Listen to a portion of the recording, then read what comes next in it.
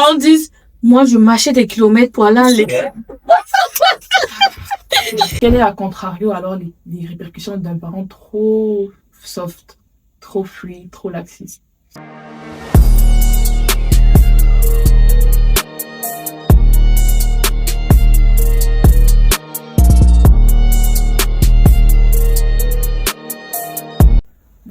Bonjour à tous. Bienvenue dans Kombosa Naïkam, votre podcast étudiant favori. Alors, je me présente, je m'appelle Divine, l'AVP Projet, et l'animatrice de ce podcast. Et à ma droite, on a... Moi, je suis Daniel, coordinateur événementiel, accompagné de... Amoureuse, également coordinatrice événementielle. Et pour terminer, on a Tracy, coordinatrice au projet. Excellent. Bonjour tout le monde. Alors, le thème d'aujourd'hui, ça porte sur l'éducation à l'africaine. Donc, le but est un petit peu de discuter quel style d'éducation est-il préférable d'adopter pour sa progéniture, si ça plus l'éducation stricte, modérée ou vraiment laxiste. Donc, on va en parler de tout ça dans quelques instants. Mais vous, en fait, petite mise en contexte, j'aimerais savoir, est-ce que vous avez des parents, comme je viens d'énumérer, stricts ou sévères? Ils étaient comment vos parents un petit peu? Mais alors, moi, je peux commencer. Je dirais que mes parents étaient entre les deux. Ils n'étaient pas laxistes, ils étaient stricts, mais je dirais assez modérés. Genre sur 10, je peux dire comme 4, 5 sur 10 peut-être. Ok, d'accord. Moi, mes parents, je dirais que ma mère était plus un 5 sur 10. Mon père, c'était un bon 2, 3 sur 10. Oh my god. C'est vraiment une balance entre les deux. Genre, mon père était vraiment... Ils étaient vraiment très chill là, alors. Ouais, il était plus chill dans le sens où je suis là pour te guider, pas pour t'imposer les choses. Donc, c'est ça. Mon père, c'était plus dans celle-là. Ma mère, c'était plus école, tout. Mais mon père, c'était chill. Ok. Et moi, de mon côté, que ce soit les deux, je vais mettre en 5 parce que... Oui, en 5 parce que si les parents, ils sont là pour nous éduquer, nous, en tant qu'enfants, on va se dire non, ils sont là, ils peuvent nous faire des trucs, pourquoi c'est pas ça. Mais mes parents, franchement, ça va. Donc, j'ai toujours compris ça dans ce sens, donc je vais mettre un 5. Ok. Bon, je sais pas si je dis les miens pour le coup. Faut dire seulement, faut dire tes parents étaient comment? Alors, mes deux parents n'ont pas le même niveau de sévérité. Donc, mon père, je dirais un 5. Et ma mère, on est plus sur du 8.65. Elle va regarder ça. Elle va regarder ça. Elle va voir ça comment. Mais bref, dans tous les cas, je trouve que cette discussion, elle est vraiment importante à avoir parce que ça va nous permettre à nous, en tant que futurs parents, de savoir un petit peu comment naviguer entre les différents styles d'éducation. Donc, elle se fait attendre. Voici la première question. Alors, première question. Selon vous, qu'est-ce qui fait la différence entre une autorité parentale structurante pour les enfants comparée à un autoritarisme vraiment qui va venir terroriser les enfants à tout va? Alors, moi, je dirais, quand c'est une autorité structurante, c'est qu'il y a un cadre. J'explique à l'enfant le pourquoi du comment il ne doit pas faire les choses. Donc, si on dit à l'enfant, ne touche pas le feu, et tu lui expliques que tu touches pas parce que tu vas te brûler, là, moi, je trouve que c'est vraiment quelque chose que tu dois expliquer à l'enfant le pourquoi du comment. Mais si, de l'autre côté, tu es juste là pour lui dire, ne touche pas, bon, l'enfant, il va aller se brûler, et après, il faut pas venir pleurer, je sais pas quoi, mais c'est ça. Moi, je dirais ça la différence. D'accord. Effectivement, genre, je pense qu'il faut toujours accompagner d'un exemple de pourquoi je te dis de ne pas toucher à ça, pourquoi je te dis de ne pas faire ça. Comme ça, au moins, l'enfant sait pourquoi. Parce qu'il y a des parents qui n'ont pas la patience. Non, ne fais pas ça, ne fais pas ci, tu vois. Et ça peut laisser vraiment des traumatismes à l'enfant. Donc, pour moi, c'est vraiment important d'expliquer le pourquoi du comment. Donc, voilà. Pour vous deux, ça s'accompagne vraiment d'une explication du pourquoi. Exactement. Ok.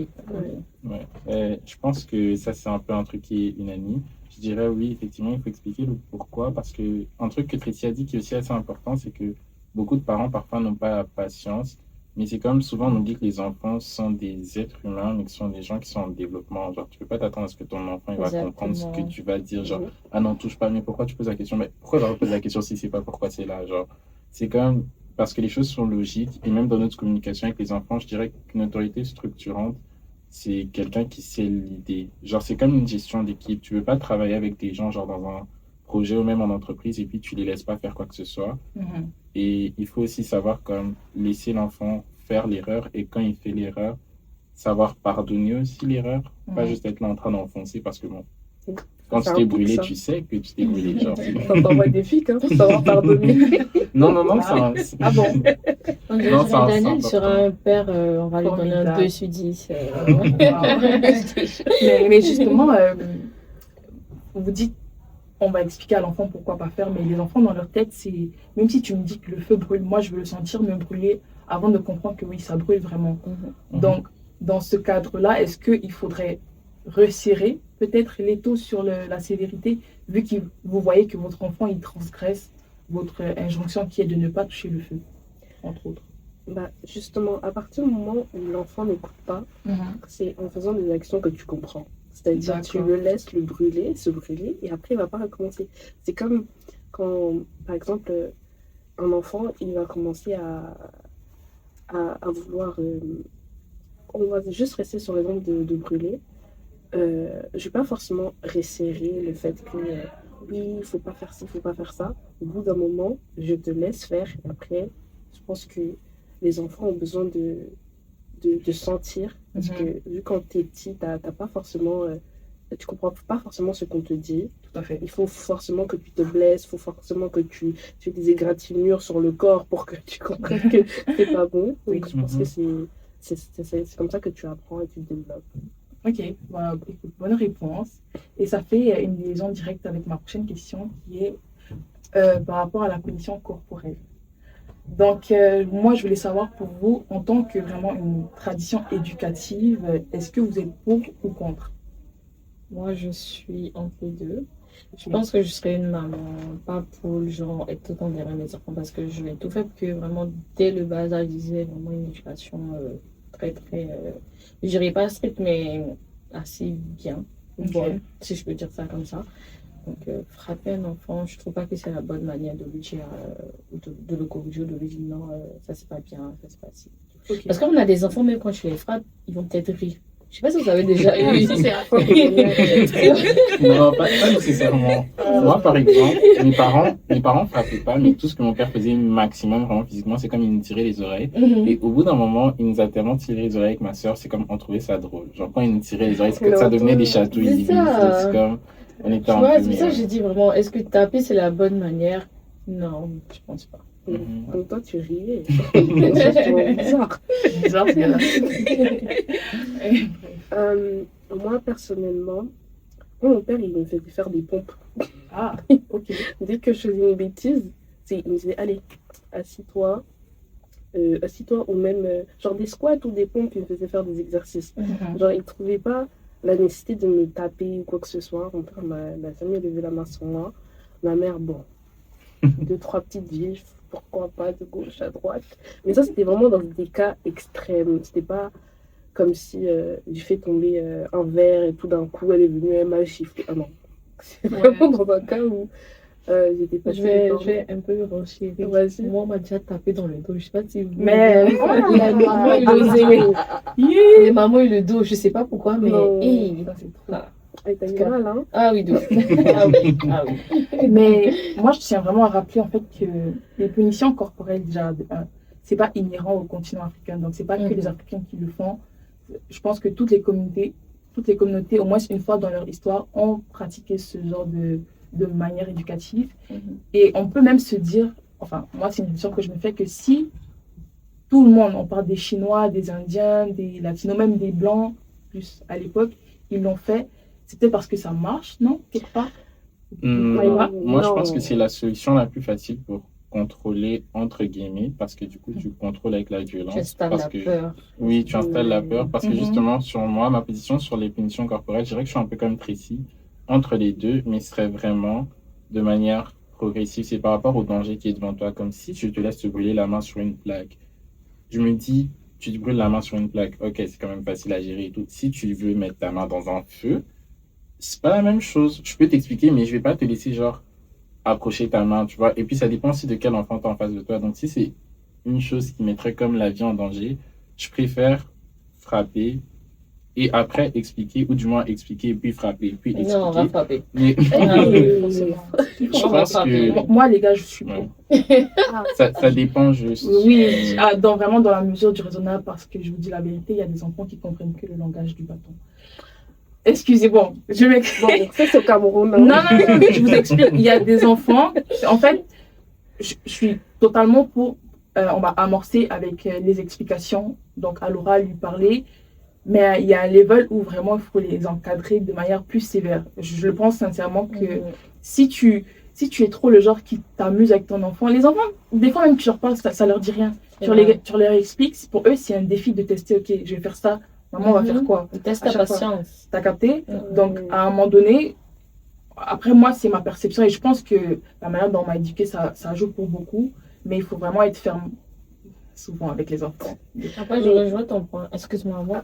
Je rejoins ton point, tu as dit, Oui. ça dépend vraiment du type d'enfant. Je n'aime pas le manque de respect. C'est un truc qui me met, surtout venant d'un enfant, c'est un truc qui me met particulièrement hors de moi. Non, Justement, mais ça, tu c'est- trouves pas Mhm. que tu es en train de faire un traumatisme transgénérationnel, là, du coup? Non, Non, parce il que faut- t'es en train il faut- de, t'es en train de reproduire... Les grands mots tout de suite. Non, mais c'est les grands mots parce que tu utilises des grands gestes. Donc, on va directement dans le sujet. Là, tu es juste en train de reproduire ce qu'on t'a fait et ce qu'on a fait à nos ancêtres depuis très longtemps. Oh, Alex. Là, non, c'est pas pour dire. C'est pas pour dire. Mais, Ok, t'as raison. Je t'entends, vas-y. mais c'est ça, parce que tu es en train de reproduire ce qu'on t'a fait, donc tu penses que c'est la bonne manière. Mais tu penses pas que si tu utilises une méthode genre modérée, à côté où il faut frapper, comme a dit Daniel, à l'extrême quand il fait vraiment une bêtise, là la personne elle peut comprendre et tu utilises aussi la parole. Parce que si tu vas directement, oh il faut taper avec le bâton, tout ça, c'est comme si là tu me dis, bon, chez moi ça sera le Cameroun et dehors ça sera tout ce qui est, on va dire, occidental, etc.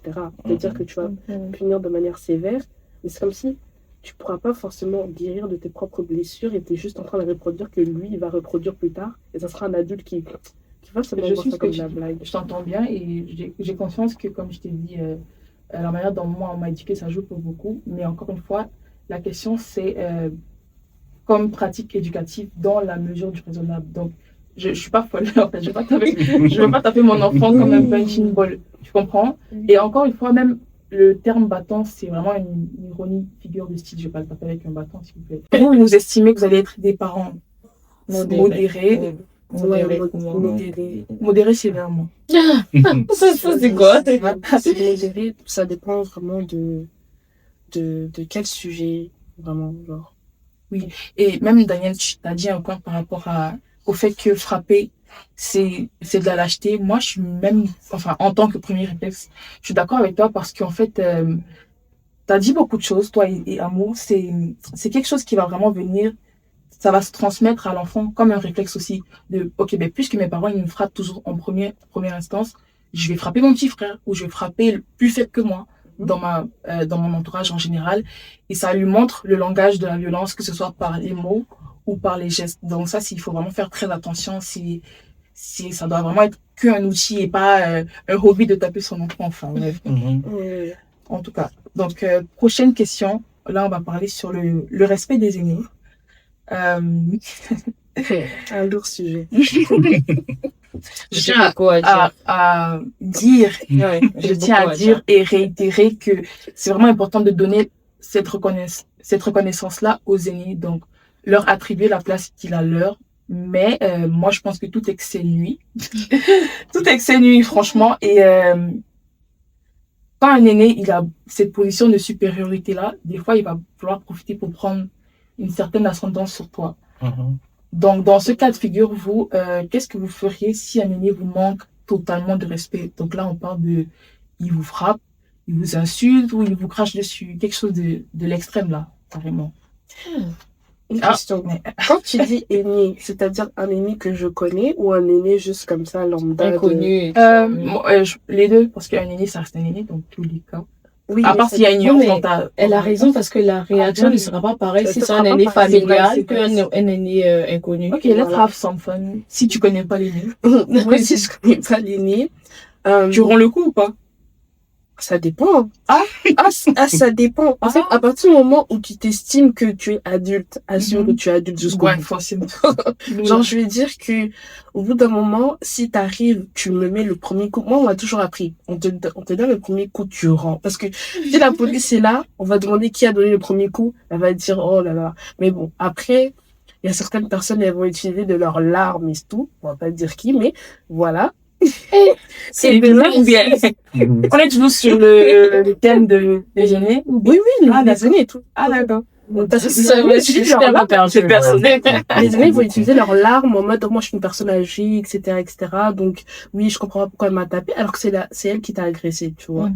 Mais si maintenant, genre, c'est un aîné de la famille et tout, je vais pas forcément réagir de la même manière parce que il y a ce côté émotionnel. Oh, la famille, elle va parler, la famille, elle va dire si, etc. Et t'as même pas le temps de lever la main que le village est déjà au courant. Donc, Elle a à dire ou quoi? le village est déjà au courant. Donc, Seigneur. je vais essayer de lui répondre de manière où elle va sentir que, ouais, je vais te blesser. Genre, je vais te recadrer, mais de manière respectueuse, parce que de toute façon, bon, ça va aller tellement loin que j'aurai la flemme de Là, elle récupérer. t'enchaîne avec des coups, des uppercuts. Tu m'enchaînes avec des uppercuts? Ok, je vais... Elle s'en mange pas un, elle se mange pas une droite.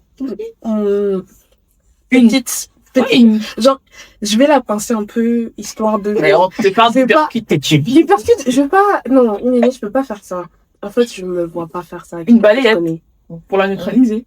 Ouais, c'est Ouais, une légitime le défense. principe, c'est Là, que- ça devient de la légitime défense. Ouais, tu comprends. Mais je sais que s'il y a une ennemie comme ça, là, genre, tout d'un coup, elle me gifle, je vais pas lui rendre la gifle. Je vais l'insulter de manière intelligente, de C'est sorte vrai. que je vais lui faire comprendre que je parle aussi le langage de Molière. Waouh. Bon, je pense que Christian a envie de parler. T'as des choses à dire, hein. Moi, Mhm. dans ma vie, j'ai fait vraiment des dingueries. Mhm. Si un ami me tape, comme j'ai dit, on va aller d'abord sur le côté familial. Comme maman a dit, ça rentre dans beaucoup de choses. Peut-être que tu te dis, ok, est-ce que la personne est de mauvaise humeur une fois, deux fois, on est passé. Et la troisième fois, moi, je préfère le kiki. Parce que je pars du principe que tu peux pas me taper une fois, j'ai compris. Un autre jour encore, tu me tapes une deuxième fois. Un autre jour encore, tu me une troisième fois. Non, je vais réagir. Non, je Peu sais importe pas. que ce soit la famille. Faut accumuler les Parce que Mhm. exactement, merci. C'est comme une enquête, faut accumuler les preuves. Parce que, comme tu l'as dit, on est adulte, on est tous responsables. Donc, quand tu me parles une fois, deux fois, c'est sûr que ça va rentrer. Mais tu peux pas m'obliger à faire comme toi tu veux. Et dans la plupart des cas, surtout en famille, ils veulent que tu te soumets entièrement à la volonté. Alors que ça marche pas comme ça. Voilà. Donc, moi, sur ce côté-là, une fois tu me parles ou que tu m'as tapé, il n'y a pas de problème. Sinon, réunion familiale, quoi. Mhm. Ah oui, clairement, moi, je suis prête à assumer au bout. Mais Même si c'est ta belle-mère, parce qu'on sait que les belles-mères. Ah là, c'est gâté. Ah là, c'est gâté. Là, faut les préciser, là, c'est là, c'est autre chose. Là, Il y a pas de devient autre différence, chose. Mais Ah, c'est ça ça, peut en faire autre vrai. chose. Mais non, du côté inconnu, je pense pas, surtout on va parler en termes du fait qu'on est au Canada, parce que si tu tapes quelqu'un, tu prends la boucatine, même si tu n'as pas raison. On va prendre aussi l'exemple de, par exemple, tu es dans un bus. Et puis tu assistes pas à une place âgée, mais la personne veut quand même que tu te lèves. Ah! Ça là, c'est à double réflexion. Je sais pas si je me lève ou pas. Mais non, imagine la personne a un bâton et prend et te tape. Non, Là, n'as tu pas vois réussi. que il y a des réactions qui poussent à Mais lui, là, réagir. il demande à être tapé quand Tu même. vois, exactement. Donc, comme j'ai dit, ça dépend vraiment des situations, du cas. Mais pour le côté famille, là, moi, c'est ça. Femme de caractère. Mais moi, je parle du principe, si tu prends l'exemple du bus, à partir du moment où la personne a levé la main, il y a des témoins. Ouais. Donc, s'il y a des témoins et que c'est elle qui a commencé, les gens ils vont pas forcément être de son côté. Tu vas laisser la personne parler. Dès la mois, c'est là que toi aussi tu réponds. Ok. Moi, je parle du principe. Tu aurais réagi, Divine? Si c'est une personne âgée avec un bois, une canne ou je sais pas. Prochaine question. Attends, Dani, On a déjà la réponse au Ah, temps. c'est vrai. Dani n'est pas répondu. Prochaine question, s'il vous plaît, une famille. Non, il faut nous répondre. On fait ta réponse. Je vais Mhm. répondre. Voilà ma réponse. Ah, Ça reste une réponse. Voilà. Ouais. Juste pour moi, je dirais que je vais faire comme Tracy, elle a dit, donc ça fait que je vais laisser du temps passer, puis bon, si ça déborde, quand je laisse le temps passer, là, il faut savoir que ça va être progressif. Il y aura d'abord, je laisse le temps passer, je dis rien. Tu montes J'utilise frigo. des trucs d'amour, je réponds un peu comme ça, tu vois que... Dans le son. Et puis, si après, il y a eu aussi l'avertissement, là, finalement, si ça doit en venir aux mains, ça doit en venir aux mains, parce que... Ouais, en fait, ouais, je prendrais cette approche, sauf que moi, j'attendrai pas la troisième. 2, c'est suffisant quand même. Ah ouais, toi, Non, 2, ça va. Faut pas Non, mais déranger le il faut aussi montrer un peu de retenue, parce que c'est comme si tu réagis trop directement, tu vois, sur mon Je crois que j'ai laissé ah une non, heure. trop de trucs. Il faut que Oui, ça, tu... c'est vrai. Je crois que j'ai laissé un un. peu. Tu sais, tu sais, on t'appelle comment? Motema Mokuse. C'est-à-dire quand ton cœur, t'as le sang. Le sang chaud. Sang chaud, voilà. C'est-à-dire que moi, je suis quelqu'un qui m'énerve vite, tu vois, mais toi là, c'est. En fait, c'est direct. Ouais, Motema Mokuse. Genre, terrain glissant, je sais pas quoi. Bref, donc la 4e, alors, quelles sont les répercussions pour un enfant, en fait, d'avoir un parent trop sévère au niveau de la vision de l'enfant, de son comportement, même au niveau de la relation parent-enfant, donc toutes ces dynamiques-là, quelles sont les répercussions, selon vous? Honneur aux hommes. Ah. Ah bon? Honneur aux hommes. Ok, c'est moi. Donc, je pense que dans ce genre de questions-là, ça va vraiment comme affecter beaucoup la relation parent-enfant. Ça va, comment dire, ça crée beaucoup d'espace en fait, parce que quand tu laisses pas ton enfant faire vraiment quoi que ce soit, ça fait que l'enfant, il est obligé de pas vraiment pouvoir te parler.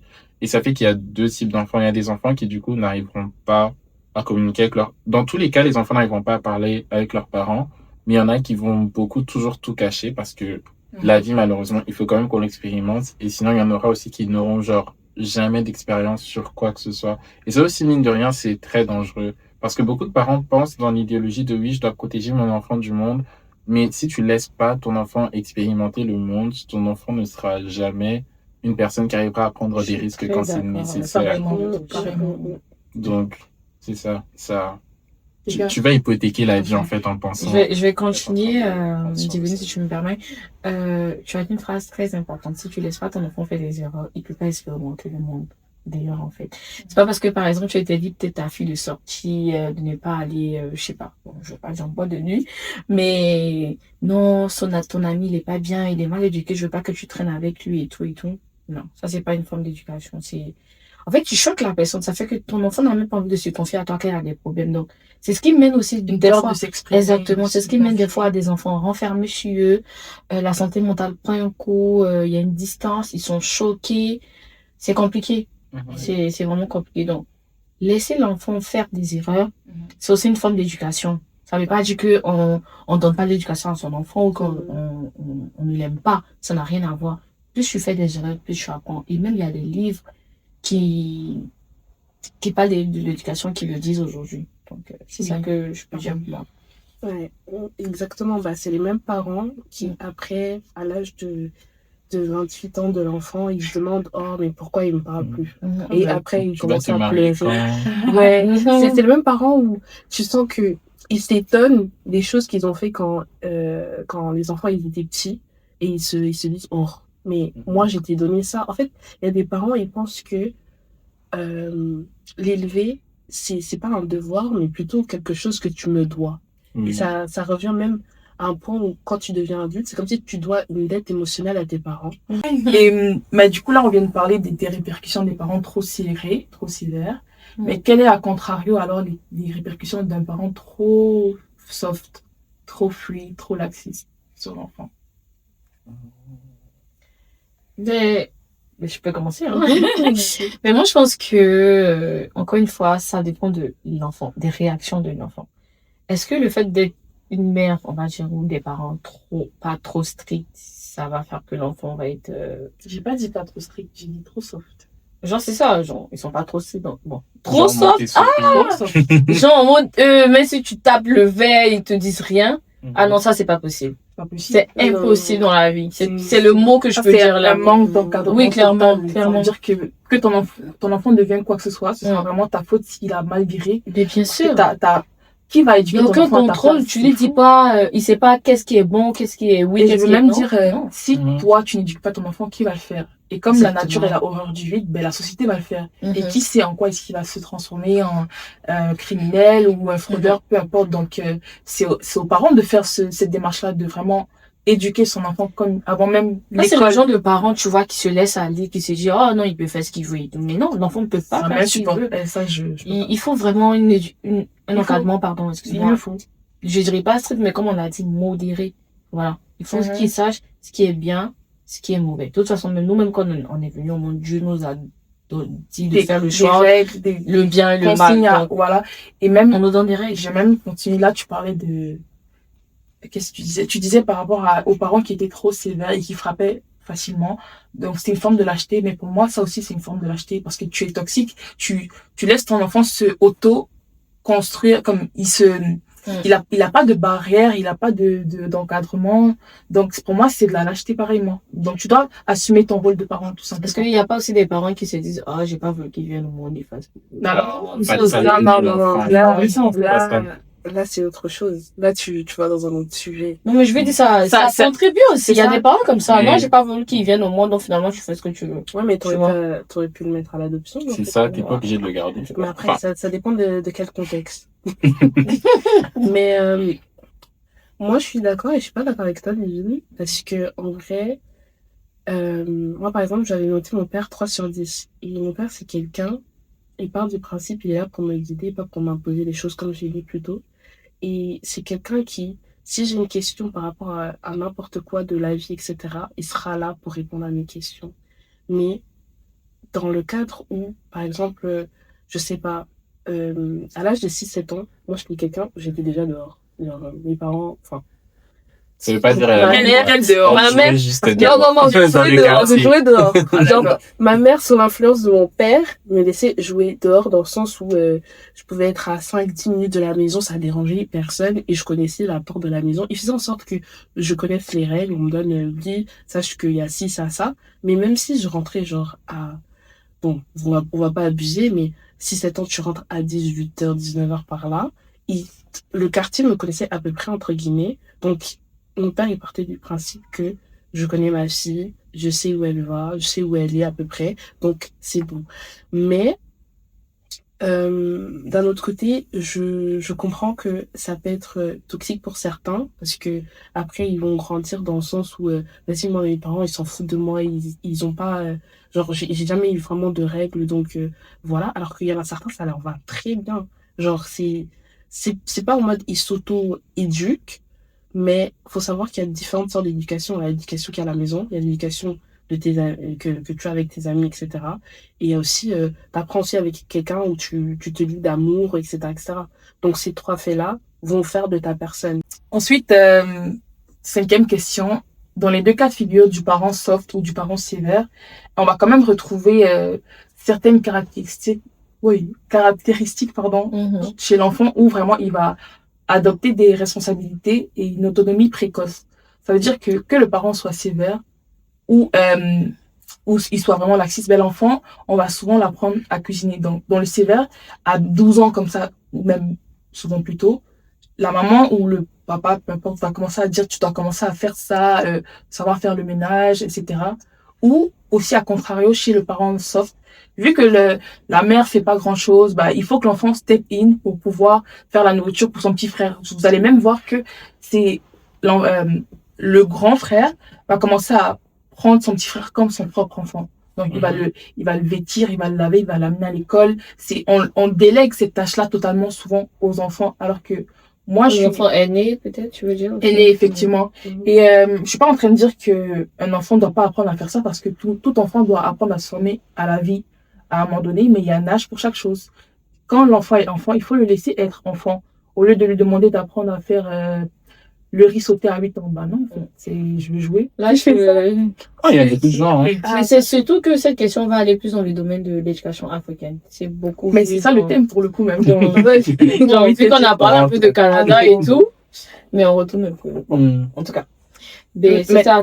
Mais Non, vas-y. justement, ce que je dis, c'est des pratiques que nous, on a connues en Afrique. Je veux voir si, est-ce qu'on doit perpétuer ça en tant que nous, diaspora, ou bien qu'est-ce qui a enlevé, qu'est-ce qui a gardé dans tous ces amas de pratiques-là? Mais moi, je suis d'accord un peu dans le sens où, en tant que l'enfant est né, par exemple, si moi, mon premier enfant, je vais vraiment être un peu plus sévère parce que il a le droit de diriger les autres. Donc, si la manière que j'éduque le premier n'est pas la bonne, les autres vont suivre. Forcément. Donc, pour moi, c'est vraiment pas de le choquer. Mais ça ne veut pas dire que mon enfant à 8 ans, je vais lui dire, rentre dans la cuisine, va apprendre du riz. Ça, c'est pas possible. Mais moi, personnellement, je vais peut-être voir un âge un peu plus quand je vais approcher. En tout cas, on va voir quel âge est-ce que je me dis, l'enfant doit rentrer en cuisine si c'est une fille ou même un garçon aussi. Quel âge? Tu sais pas encore? Moi, personnellement, je dirais 12 ans. 12 ans aussi. Ouais. 12 ans, c'est les petites bases, en tout cas. Exactement. L'âge de l'adolescence et tout. C'est ça. Donc, pour moi, ouais. On est d'accord. Je peux dire. Personnellement, je sais pas si vous avez grandi en Afrique, dans un pays africain et tout. Mais moi, je trouve, de ce que j'ai observé, on délègue souvent cela aux filles, non pas aux garçons. Donc on peut parler d'aîné garçon, mais ça sera jamais autant de responsabilités que l'aîné fille, parce qu'on s'attend beaucoup qu'elle sache faire tout à partir d'un certain âge, le ménage, comme tu as dit, faire à manger. Et cette pression-là, comme Tracy t'a dit, tu seras sévère avec le premier, mais sache que c'est ta première fois d'être maman. Donc, si tu sers, chaque enfant aura sa propre expérience avec toi. Et plus l'âge passe, plus tu seras moins sévère avec le dernier. Je sais pas si tu comprends ce que je veux dire. Mais moi, je pense aussi que c'est un peu comme ce que Amand dit, c'est... En vrai, je trouve que c'est un sujet assez nuancé, surtout le fait de vouloir plusieurs enfants, parce que du coup, il faut que tu en aies un. Enfin, c'est pas obligé d'en avoir un, mais c'est plus que comme... T'en as plusieurs. Il y en a un quand même à qui tu donnes une responsabilité, dans le fond, qui n'a pas demandé. Parce qu'il est né en premier. Je pense que c'est il a pas cherché. Mais c'est la vie, en fait, c'est comme ça. C'est la Oui, vie. Non, mais je dis pas forcément appris. que c'est en mode c'est mauvais, en mode tu vas tout faire que lui soit parfait. Mais malheureusement, chaque enfant aura une expérience différente avec toi, tu vois. Bah oui. Et à force, bah, le dernier, il va se dire, oh, de toute façon, c'est le premier, de toute façon, il va faire ça et tout. Je sais pas si tu captes. Il y a des enfants qui... C'est ça, Divine Angela. Il faut savoir comment éduquer.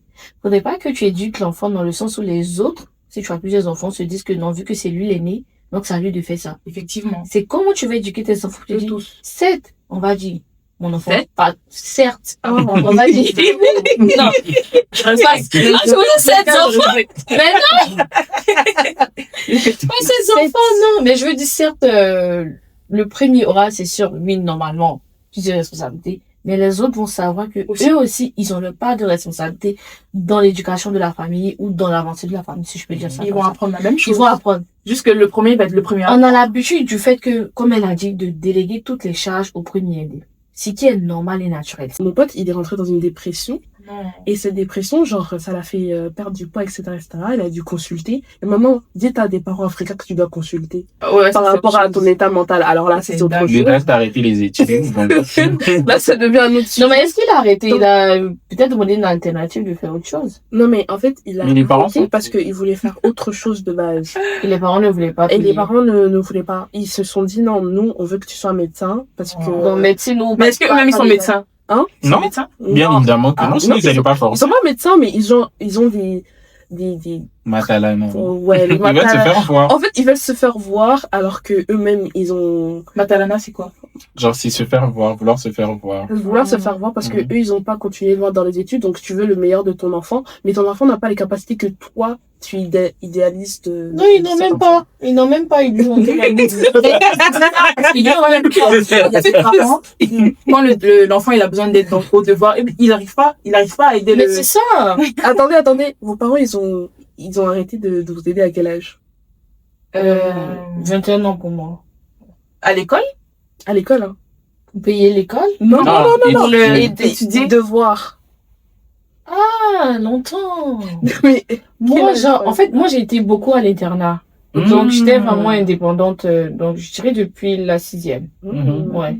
Ok. moi je crois, j'ai eu Des tuteurs. ouais c'est ça, Mhm. des tuteurs, des répétiteurs, mes 15 ans, mais regardless, comme quand j'avais eu un cours de compta, j'ai demandé à mon père qui faisait de la compta, donc il m'a aidé. Je savais c'est ça ça. compte. Mais Ouais. sinon, en tant que tel, 14 ans, 14-15. Ouais. Mais il surveillait quand même mes notes jusqu'à très récemment. Ouais. En pro. Ah, vos parents, ils surveillent vos notes? Non. Moi, il surveillait. Quoi? Tu vas faire ça avec qui? À l'université, là. Ouais, c'est à partir de minutes, Précis, vraiment, c'est la arrêté de société qui est surveiller. éduquée. Quand elle est entrée à l'internat, là, c'est. Non, en fait, parce que les notes, c'est comme ça et comme ça. Donc, si tu veux un choc, tu prends le choc. Donc, faut pas faire du monde. C'est ça. Non, Forcément. personnellement, Bien c'est sûr. moi qui donne, genre, les Mhm. papiers. Mais je demandais parce qu'il y en a certains, genre. Ah, moi, les je donne parents- pas. Tu donnes pas? Mais s'il demande, il veut savoir juste. Ouais, t'en es où, Ça genre? va bien. Non, mais. En fait, j'ai eu des parents compréhensifs. en fait. D'accord, donc, Mhm. Ok. C'est ça, c'est ce qui fait que. Mais ouais. Tu voulais parler? J'allais dire quoi? Ah ouais, je vous ai demandé parce qu'il y a certains parents, bah, comme j'ai dit, ils exigent, merci, certaines notes, mais eux-mêmes, ils s'arrêtent, genre, à aider les devoirs, genre, à 7-8 ans, tu vois, dans ce sens-là. Et c'est pas pour les critiquer ou quoi que ce soit, il y a des parents qui ont quitté des guerres, etc., etc. Donc, comme j'ai dit dans le cadre de mon ami, ça m'a fait de la peine parce que ses parents, ils sont pas allés si loin que ça, malheureusement. Mais c'est pas quelque chose que tu dois continuer incessamment à dire à l'enfant, oui, il faut que tu sois ça, il faut que tu sois ça. Parce que, en fin de compte, en tant qu'adulte, bah, en fait, tu auras même mal avec les relations sociales. Je vais dire quelque chose, excuse-moi, Nanette. C'est pas parce que tu as échoué quelque part à l'école que l'enfant que tu auras, tu dois mettre ça sur lui pour qu'il Oui. fasse ce que toi, tu n'as pas vu Faut devenir. pas vivre C'est dans très ses dangereux. oui. Il y a des parents qui pensent comme ça. Faut pas vivre avec ses enfants. Faut pas vivre à travers ses enfants. Mhm. Comme on l'a dit, l'enfant, c'est le fruit, mais le fruit ne reste pas attaché à l'arbre. Même pour que le fruit devienne consommable, tu veux vraiment manger. Il aime le fruit tellement avec l'arbre, ça. simplement. Non, il faut le dire. Non, mais là, il a mélangé la spiritualité, la philosophie. L'histoire. C'est ça, genre, il faut laisser l'enfant le faire. Et puis aussi pour les parents, si vous avez l'occasion de le suivre, votre enfant prend le courage de venir vous dire que il y a ça que vous savez que vous attendez de lui, mais il n'a pas les capacités, il voudrait faire quelque chose d'autre. Soyez fiers du fait que même vous avez réussi à peut-être établir une relation ou établir un environnement dans lequel il peut quand même arriver à concevoir la réalité dans laquelle il pourrait vous expliquer qu'il y a quelque chose qui ne lui plaît pas. Et la seule chose pour laquelle je serais pour que les parents obligent les enfants à faire quelque chose, c'est si c'est ce que l'enfant veut faire, mais que l'enfant pense qu'il n'a pas les capacités. Dans tous les autres cas, quelles que soient les études, à moins que vous leur dites, ah non, tu fais peut-être ce diplôme pour t'assurer un avenir au cas où, mais après, tu peux étudier Je ce suis que tu d'accord. veux. Mais venir dire, ah non, moi, je veux que tu fasses ça, et puis si tu fais pas ça pour moi, tu n'as pas de valeur, ton enfant est censé avoir de la valeur parce qu'il vient de toi. Tout à fait. Ce n'est pas en fonction de ce qu'il accomplit, c'est en fonction de là où il vient. Pour toi, ton enfant devrait déjà avoir de la valeur. À partir du moment où tu veux que ton enfant soit comme... Tu devrais pas en fait avoir honte de ton enfant, quoi que ce soit que ton enfant fasse. C'est mon enfant à moi et j'ai réussi à élever un humain qui peut être heureux dans sa vie. Sincèrement, j'ai pas besoin qu'il fasse 15 ans d'études pour pouvoir venir montrer ou braque devant les gens que, ah oui, mon enfant est ceci, mon enfant est cela. Mon enfant est heureux et mon enfant est mon enfant. C'est assez pour moi et ça devrait être assez pour vous aussi. Et pour les gens qui étudient, je comprends la difficulté et puis ça dépend aussi des situations.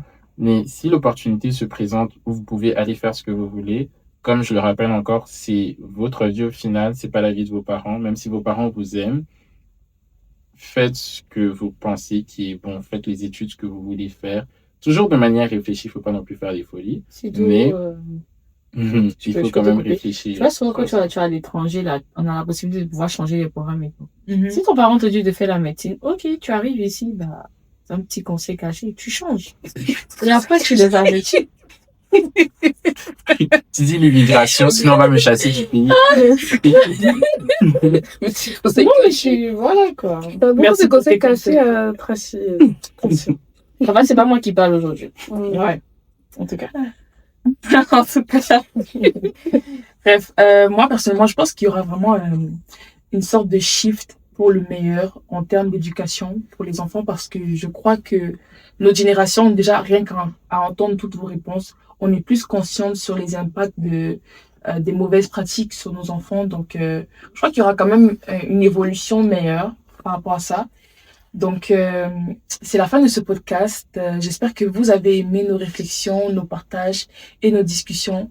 N'hésitez pas à liker, commenter et partager si vous avez aimé le contenu. Et sur ce, nous vous disons à très vite. Au revoir. Bye.